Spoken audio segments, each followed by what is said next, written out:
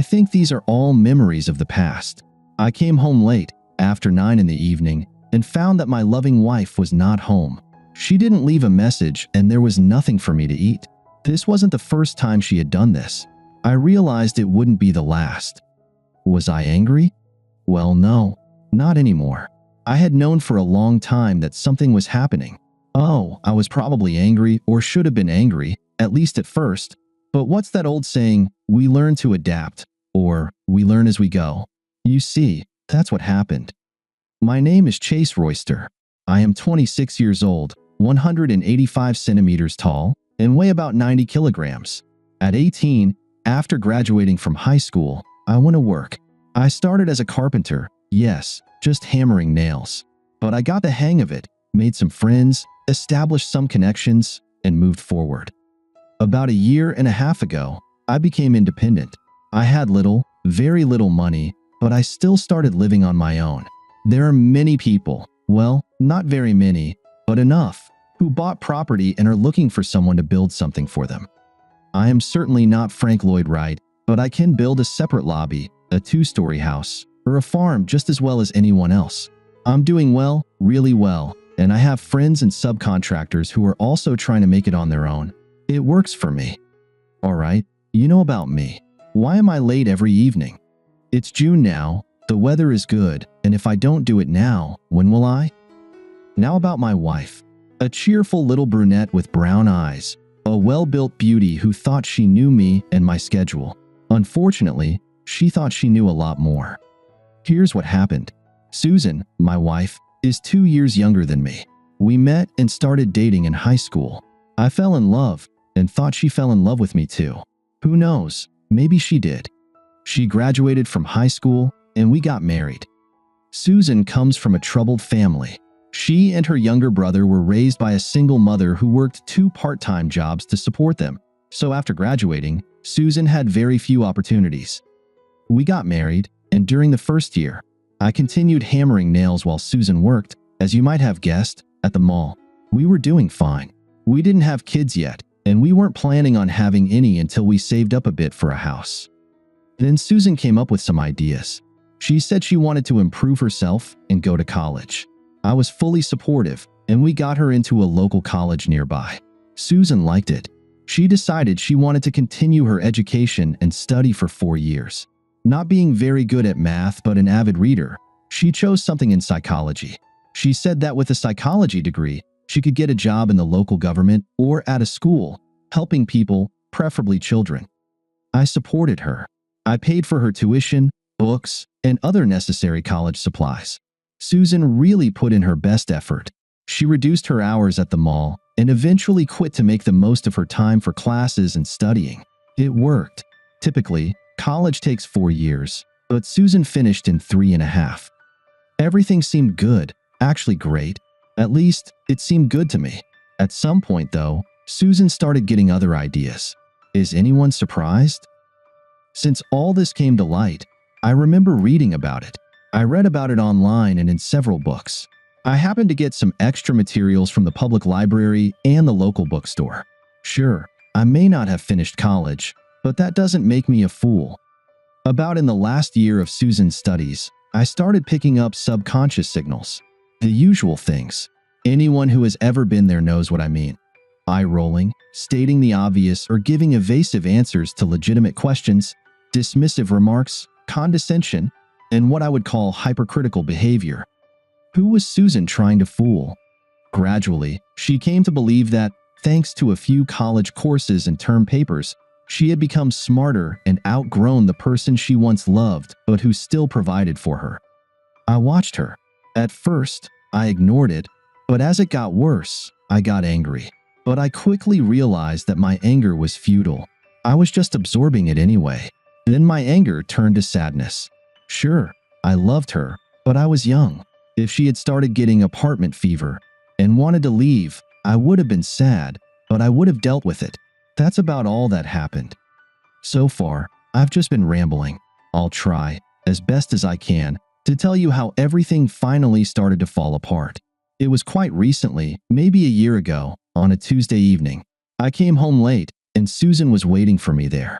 She was sitting at the kitchen table in our first rented house, where I had been renovating the floors as part of a joint construction project. I walked through the door and saw her. She started, "Chase, I know you're tired, but we need to talk."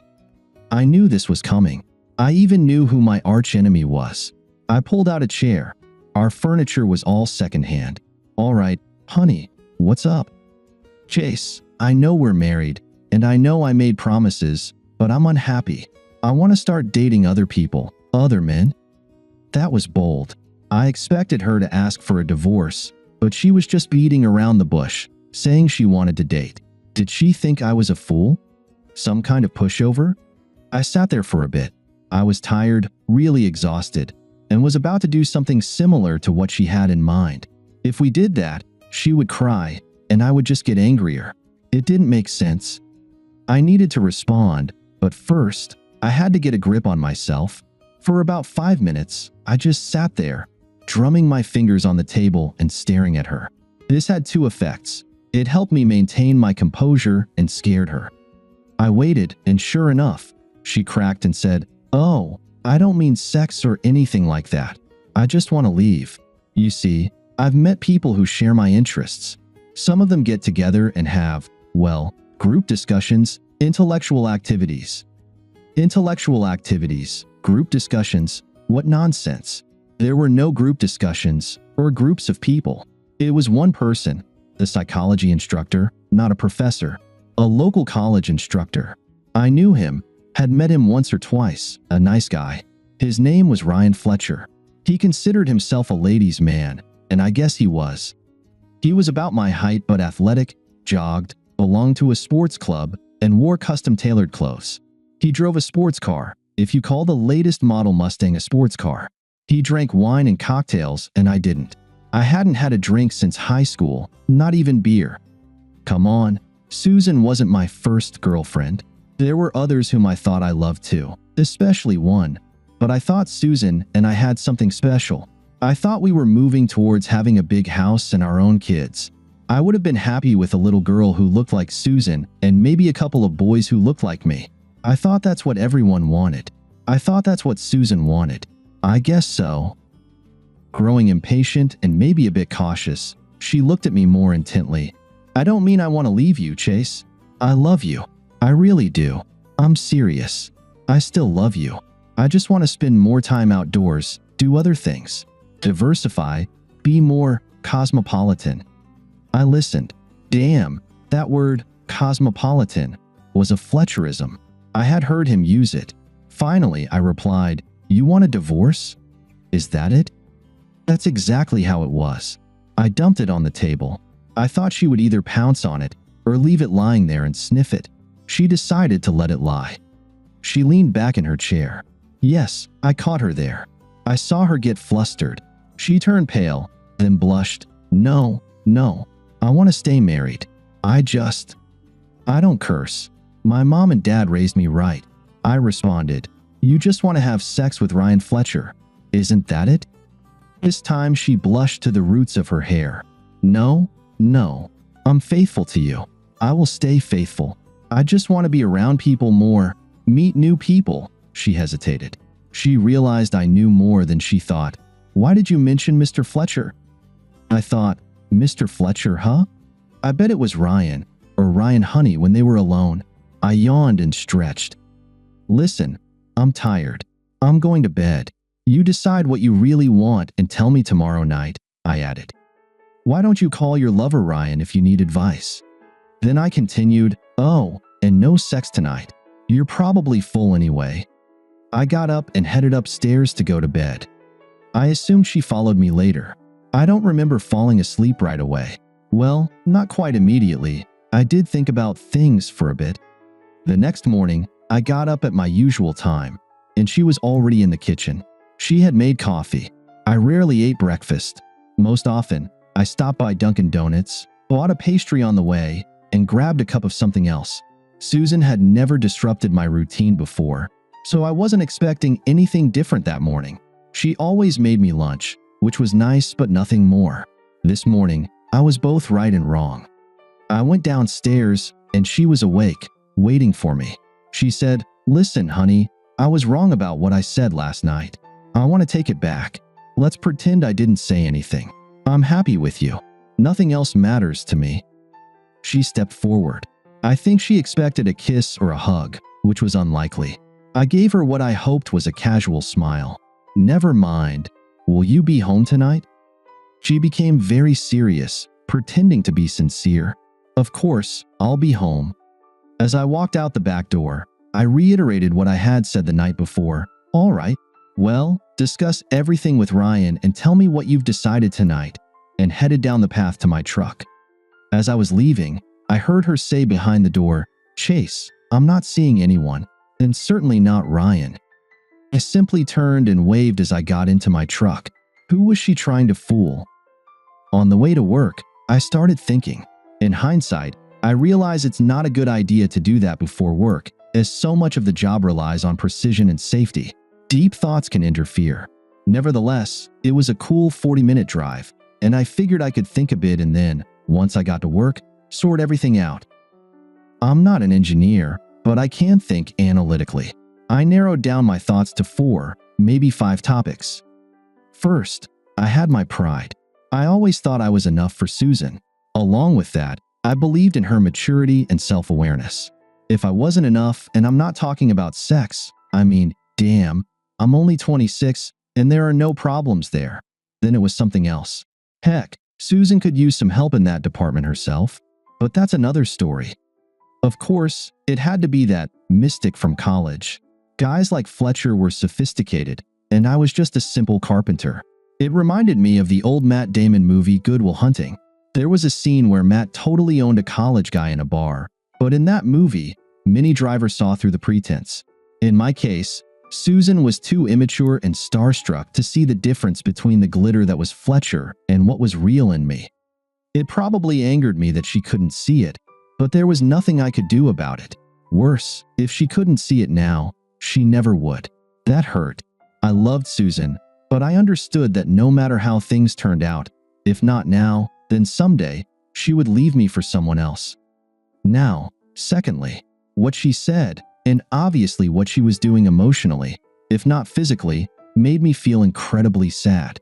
It was unpleasant to admit, but last night, lying in bed alone, and this morning, it was like watching someone slowly fade away, dissolving into the distance. They become smaller and smaller until they are no longer visible. I think it's similar to death. She was drifting away. What Susan and I had was dying. I saw it, and it made me feel terrible. Thirdly, I think there was some anxiety about what others would think. I considered this, thought about who might care, and quickly dismissed it. I liked her mom and younger brother, but that would be their loss, not mine. My parents and brothers would be concerned, but once they knew what was happening, they would calm down. That left my colleagues and friends. Who cares about them? If it came to a divorce, and it probably would, they wouldn't take sides, and even if they did, it wouldn't matter. Then there was the financial aspect. We had a little money, and we had no kids, but in the event of a divorce, my new business might require me to pay alimony in some form, at least until Susan got back on her feet. I didn't like how that sounded, but I figured there were ways around it if I found the right lawyer. And finally, what about my personal well-being? I mean, I would certainly be heartbroken. Hell, I already was heartbroken, and I would be lonely too, at least for a while. Although, then again, maybe not. I married Susan because I loved her, but I had other girlfriends. There was one, Ginger McAllister. I proposed to Susan, but Ginger was my second choice. Even better, during my marriage, Ginger had gotten married and divorced. I didn't just think, I knew she got married because I did. She jumped into bed with another guy without hesitation. I wondered if she ever thought of me when she was in bed with her husband. I bet she did. I know I thought of her. Ginger was a nurse at the local hospital. She had a job, and she had warm feelings for me. I knew she wasn't seeing anyone, and she was available. I had a good alternative and maybe a better choice. Sometimes that's how it goes. So, I went to work, had a successful day, and headed home. When I got home, Susan was there. She had made a nice dinner, and we ate. After dinner, I brought up the topic. Well, Susan, what have you decided? She reached out and took my hand. I love you, Chase, I'm sorry for what I said. It was stupid. I probably just didn't think. Then, I said, these group discussions and meetings with other men are not up for discussion. Oh, Chase, she began. I never meant anything like dating. I meant interacting with other men in group discussions. I didn't believe a word of it. She and Fletcher were up to something, but I didn't want to cause problems. They would just go ahead anyway. I said, listen, Susan, you have a degree in psychology. As soon as you find a job, you'll be using it to help people. I don't want to stand in your way. If group discussions, or whatever they're called, group seminars, will help you be better prepared and possibly find a job, then you should go for it. Do you think so? She asked. I gave her what I hoped was an approving but thoughtful smile. If you think it's a good idea. She closed the distance between us and climbed onto my lap.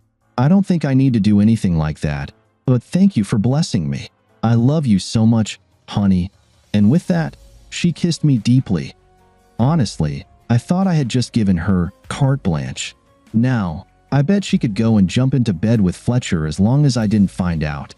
I groaned, listen, honey, I'm very tired, and a truckload of supplies will be arriving early in the morning. Would you mind if we put everything off for one more night?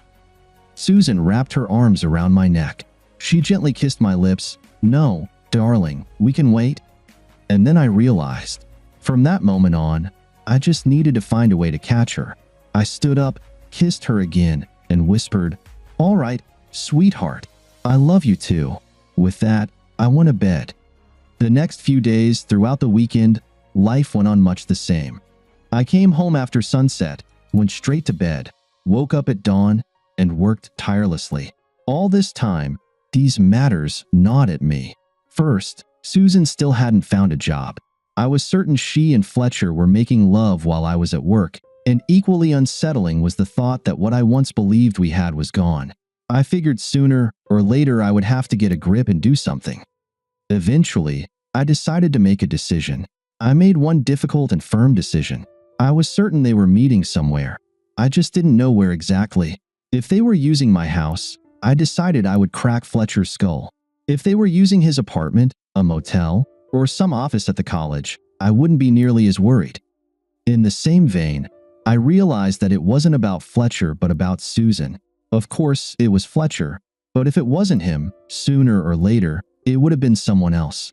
Oh, Fletcher was a jerk, a scoundrel, a frat boy who easily landed a job at a small, nowhere college. But he wasn't the problem. I needed to figure a few things out. First, I called a lawyer and arranged a meeting and a plan of action. Then, I looked up Fletcher's address in the local directory. I also reviewed his credentials, a master's degree in psychology. In the end, not that impressive, right? Susan's car, her little Nissan, had GPS. I decided to use it to track her movements. I could keep an eye on her without disrupting my work. Susan also had a mobile phone. I could connect to it and read all her messages. All I needed to do next was gather some data and wait for the right moment. When I hired the lawyer, he explained that if we could persuade Susan to sign the divorce papers, I would probably have to pay her something, but I could keep her out of my business. Otherwise, he said, I could simply declare bankruptcy and start over after the divorce. I know that's an oversimplification, but it sounded right to me. Heck, I heard about a guy who restarted 4 times. I could do it once, and the only person I'd be firing would be myself. Well, not entirely. A few guys might get hurt too. Tracking Susan's actions was easier than I thought. She left the house every day around 11 a.m. and either headed to the local college or straight to 13,710 Maple Crest. In the Maple Crest area was Ryan Fletcher's apartment. He lived on the 3rd floor of an apartment building that was part of a complex built in the 1970s. These places used to be nice, but they had changed significantly since then. I wondered if Susan understood what and who she was getting involved with. Given his qualifications and what I learned about college salaries, this Fletcher was likely at the lowest level. He was probably earning about half of what I made.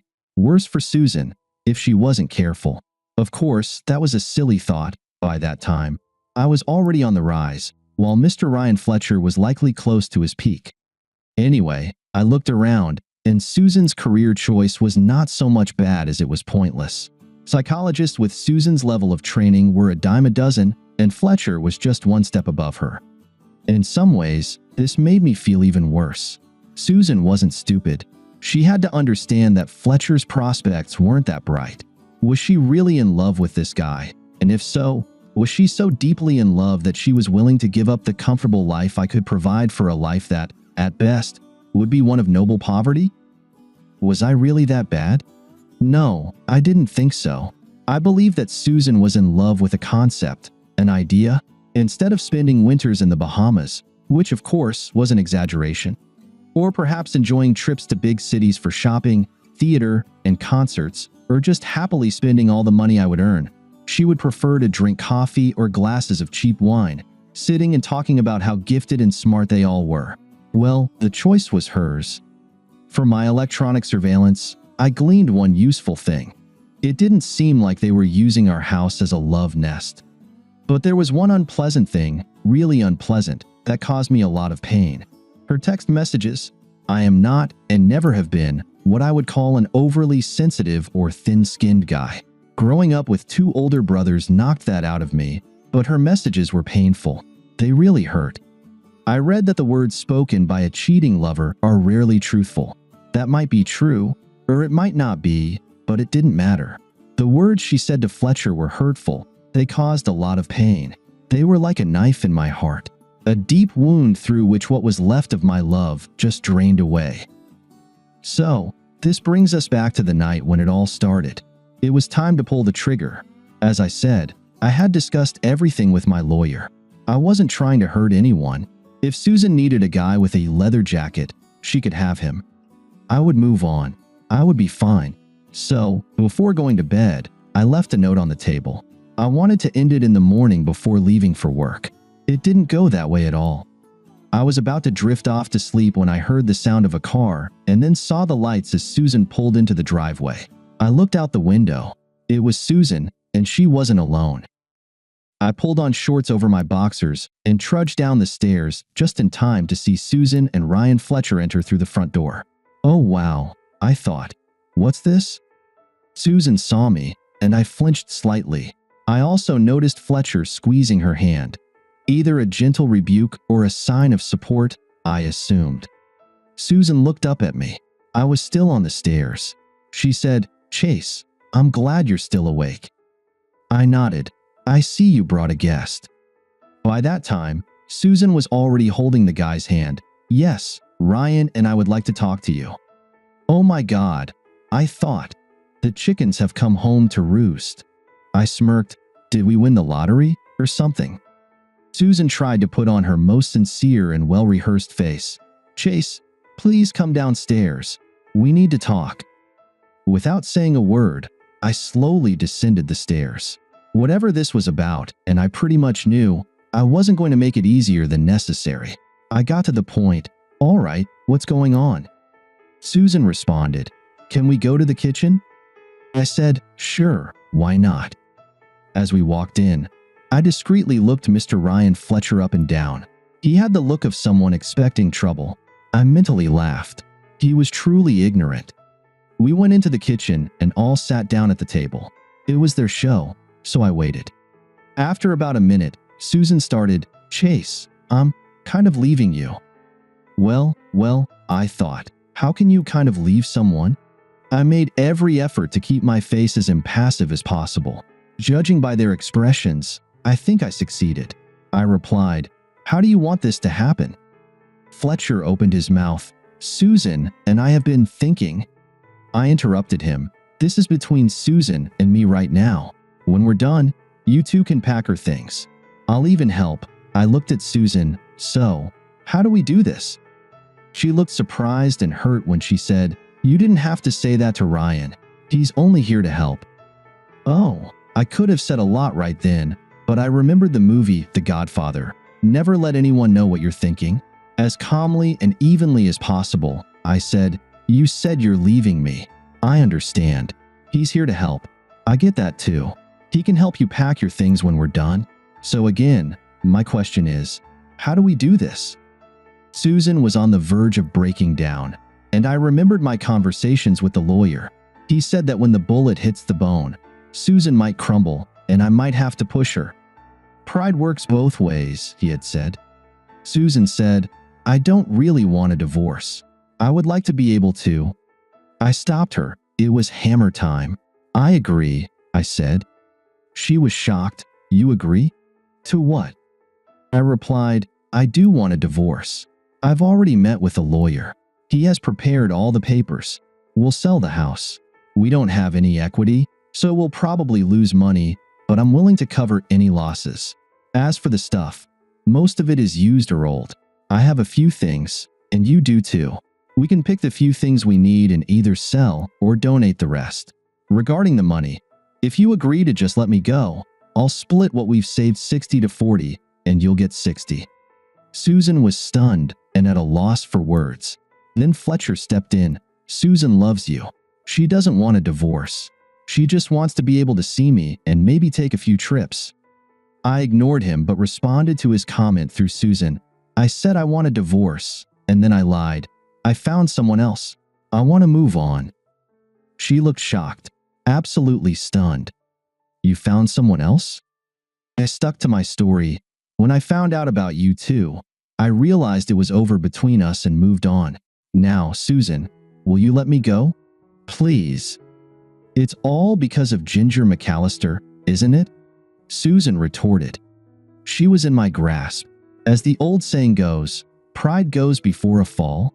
Susan got angry. I had cut her off at the pass. I delivered a sharp blow. Yes, she was on the defensive again. My response? I'd rather not say. In a tone like a cobra, Susan hissed, Fine, Chase. You've got it. Have your lawyer send his papers, and I'll sign them. I release you. I stood up. I'll call him first thing in the morning. I'll personally make sure you get them tomorrow. I assume you'll be at Ryan's. Susan, squaring her shoulders, eyes flashing and bristling, replied, Yes, I'll be at Ryan's.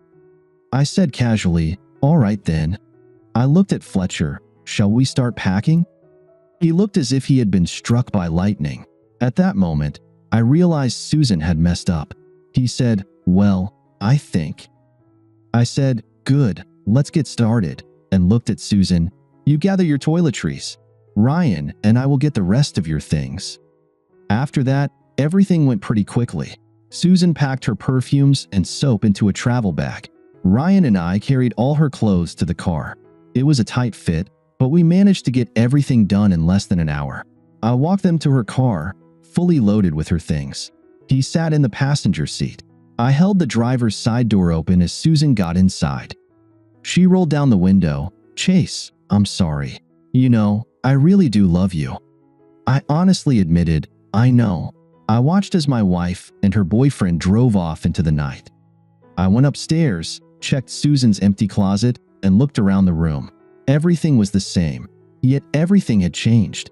I glanced at the clock. It was 10 minutes past midnight. I took out my phone and called Jack Slattery, one of my workers. Jack, I won't be in tomorrow. Yeah, Susan and I agreed on a divorce, so I'll be handling that tomorrow. Can you take care of everything for me? He apologized but also promised he would handle everything.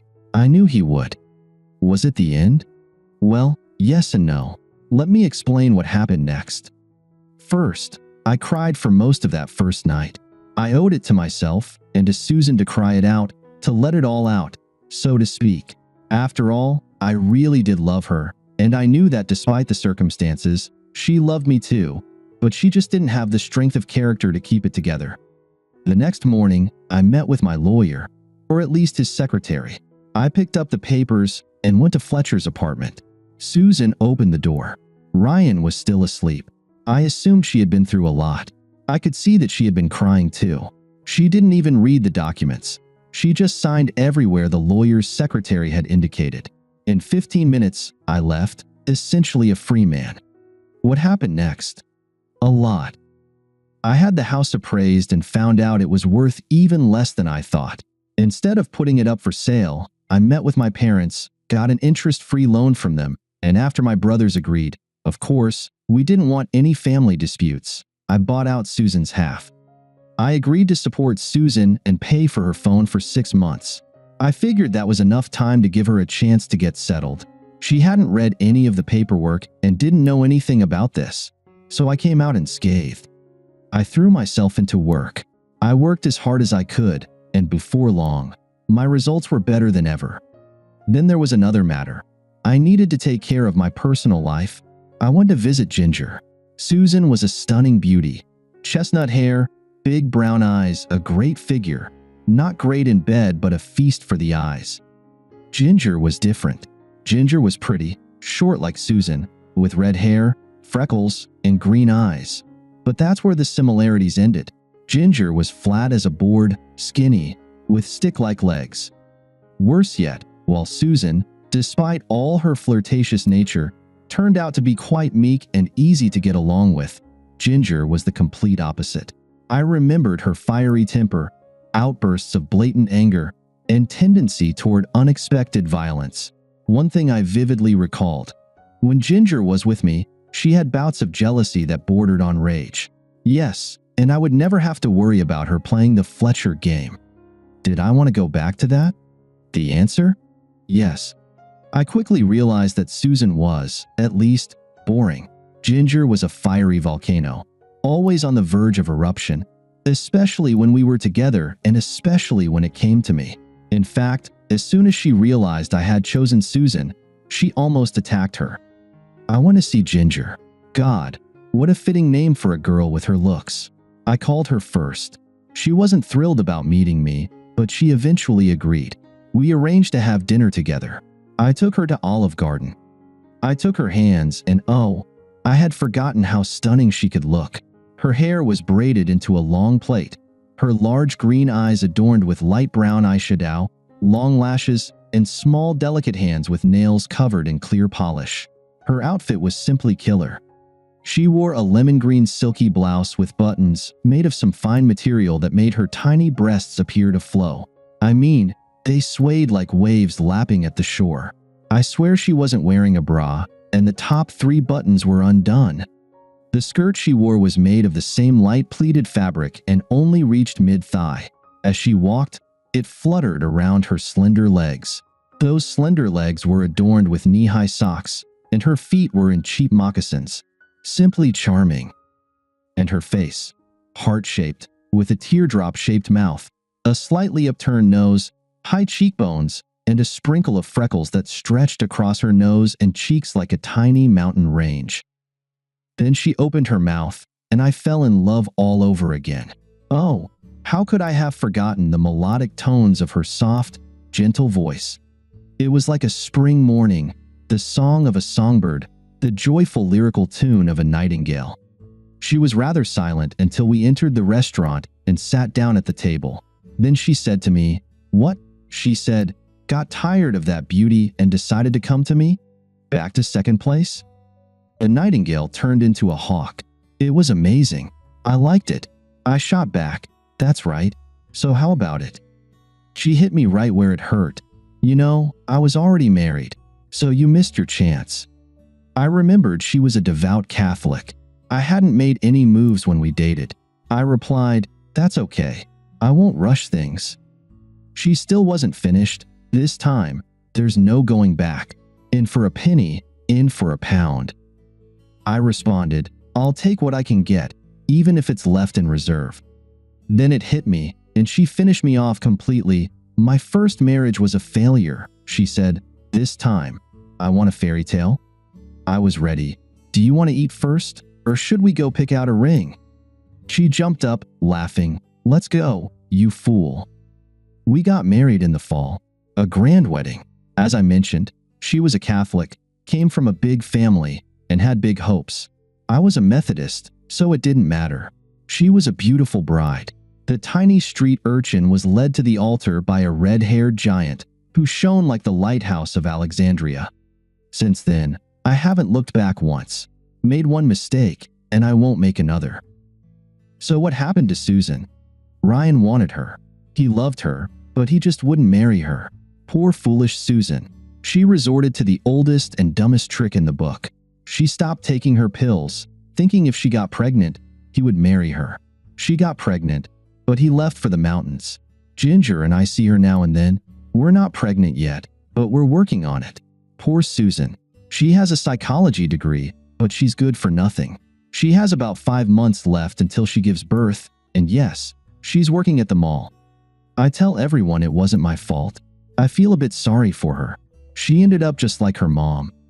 And me? It seems like it's all happily ever after here. Yes, indeed, life goes on. Thank you for listening until the end.